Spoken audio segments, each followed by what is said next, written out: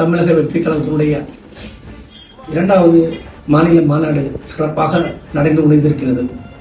இந்த மாநாட்டிலே 20 லட்சம் பேருக்கு குறையாமல் கலந்து கொண்டுள்ளார்கள்.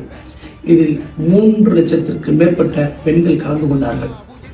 அவர்கள் ஒவ்வொருவரும் தெரிவிக்கும் போது, அந்த மாநாட்டிற்கு நாங்கள் வருகின்ற போது அங்கு வந்திருந்த ஆண்கள் எங்களுக்கு ஒரு அண்ணனாகவும் தம்பியாகவும் அப்பாவாகவும் அரணாக இருந்தார்கள் என்று சொல்லும் போது இது ஒரு குடும்ப நிகழ்ச்சியாகத்தான் பார்க்க தோன்றுகிறது.